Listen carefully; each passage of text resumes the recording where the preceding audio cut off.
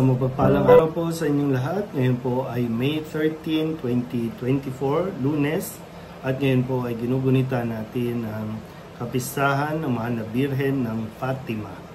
Ang ating pong unang pagbasa at pagninilay sa araw na ito ay hinango mula sa aklat ni Propeta Isaías, chapter 61, verses 9 to 11.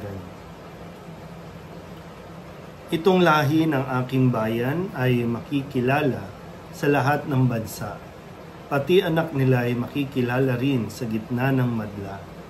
Sila'y kikilanling anak ng Panginoon saan man makita at tatawaging bayang pinagpala. Hinirang ng Panginoon at ang Jerusalem sa ginawang ito'y pawang malulugod. Anak'y dalagang gayak ay pangkasal. Siya'y parang dinamtan ng kaligtasan at pagtatagumpay. Kung paanong ang binhi ay tiyak na tutubo at sisibol, gayon ang pagligtas ng Panginoon sa bayang kanyang hinirang. Dahil dito, lahat ng bansa ay magpupuri sa kanya. Ang salita ng Diyos. Muli po, isang mapagpalang araw sa inyong lahat at maligayang kapisahan po para sa lahat ng mga parokya ng Our Lady of Fatima, para sa lahat ng mga nagdidebosyon sa Mahal na Birhen. At tunay nga po na sa atin po, sa ating mga Pilipino ay napakalapit ng Mahal na Birhen sa atin. Napakarami pong pagdiriwang na patungkol kay Maria bilang ating ina.